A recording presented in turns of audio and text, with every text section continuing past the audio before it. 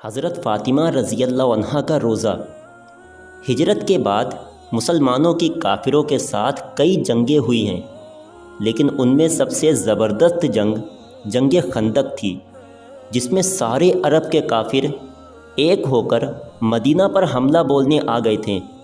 اسی لیے صحابہ اکرام نے مدینہ کے باہر خندق کھود لی تھی تاکہ کافر مدینہ کے اندر نہ داخل ہو سکیں۔ وہ خندق 30 فٹ چوڑی اور 22 فٹ گہری تھی۔ دوسری طرف کافروں کا 10,000 کا لشکر تھا، لیکن ان کافروں میں بھی کوئی اتنی چوڑی خندق کو پار کرنے کی ہمت نہ کر سکا۔ کافروں کا سردار عمرو بن عبد ود بہت بڑا بہادر انسان تھا اور اپنی زندگی میں 100 جنگیں لڑ چکا تھا، کوئی اس کا مقابلہ نہیں کر پاتا تھا۔ اس نے اپنے گھوڑے کو دوڑایا اور خندق کے پاس آ کر اپنے گھوڑے کی لگام ایسی تیزی سے کھینچی کہ گھوڑے نے چھلانگ لگائی اور 30 فٹ خندق کو پار کر کے مدینہ کے اندر صحابہ اکرام کے طرف آ کر کھڑا ہو گیا۔ عمرو نے اپنی تلوار ہوا میں لہراتے ہوئے کہا کہ ہے کسی میں دم جو آ کر میرا مقابلہ کر سکے؟ تم میں سے جس کو مرنے کا شوق ہو وہ آئے اور میرا مقابلہ کرے۔ عمرو کو دیکھ کر سب سہم گئے کہ اس کا مقابلہ کون کر سکتا ہے۔ سارے صحابہ اکرام خاموش بیٹھے تھے، کسی میں عمرو سے مقابلہ کرنے کی ہمت نہیں تھی۔ اس وقت حضرت علی رضی اللہ عنہ کی عمر صرف 21 سال تھی۔ وہ کھڑے ہو گئے اور کہا کہ اے اللہ کے رسول، میں جاتا ہوں اس سے مقابلہ کرنے۔ اللہ کے رسول نے کہا چپ رہو، بیٹھو، دیکھتے نہیں وہ عمرو ہے عمرو۔ عمرو نے پھر سے پکار کر کہا کہ ہے تم میں کسی کو جنت میں جانے کا شوق تو آئے مجھ سے مقابلہ کرے، میں اسے اس کی جنت میں پہنچا دوں گا۔ ادھر صحابہ اکرام میں کوئی بھی نہیں کھڑا ہوا۔ حضرت علی پھر سے کھڑے ہو گئے اور کہا اے اللہ کے رسول، میں جاتا ہوں۔ اللہ کے رسول نے کہا بیٹھو، دیکھتے نہیں وہ عمرو ہے عمرو۔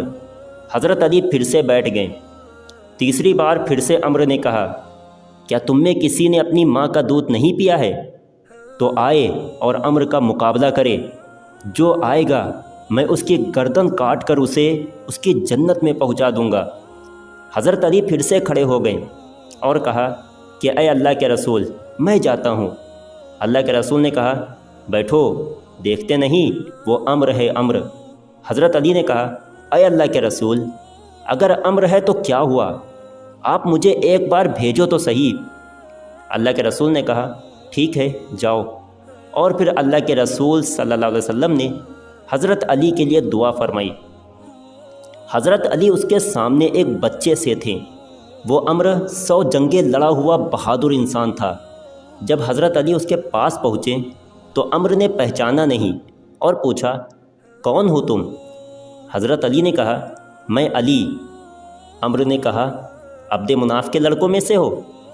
حضرت علی نے کہا نہیں، عبد المطلب کا لڑکا ہوں۔ یہ سننا تھا کہ عمرو تعجب سے کہنے لگا ارے میرے بھتیجے، تم کہاں میرے سامنے آ گئے؟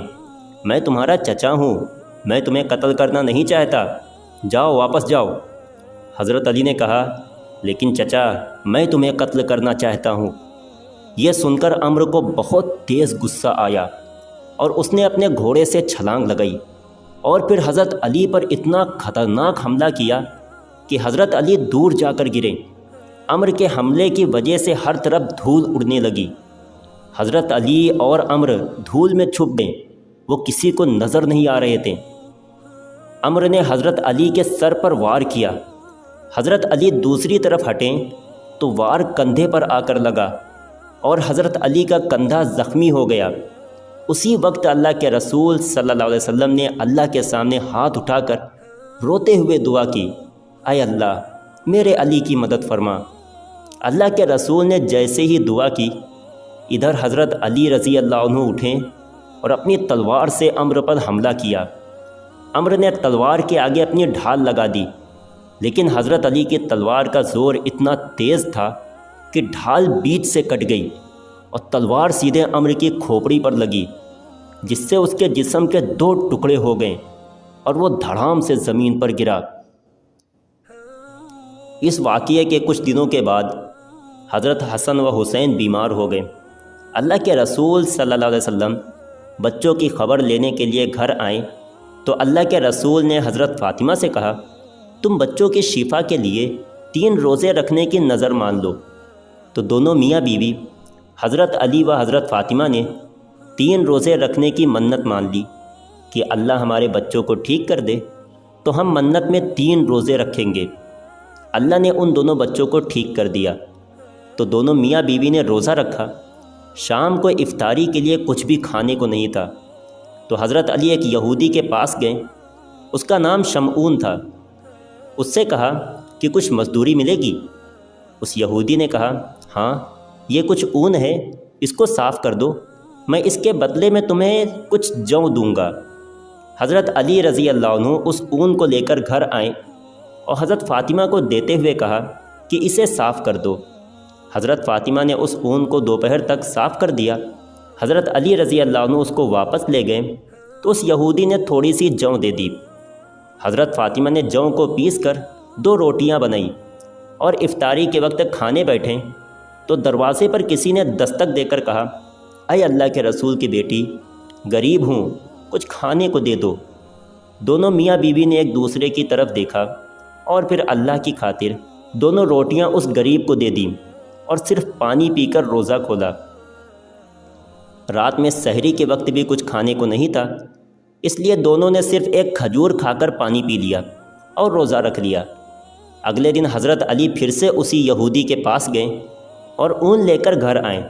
حضرت فاطمہ نے اس کو صاف کیا اور پھر حضرت علی اس یہودی کو وہ اون دے آئیں۔ اس یہودی نے پھر سے تھوڑی سی جو دے دی۔ حضرت فاطمہ نے جو کو پیسا اور پھر آٹا گوندھ کر 2 روٹیاں پکائیں۔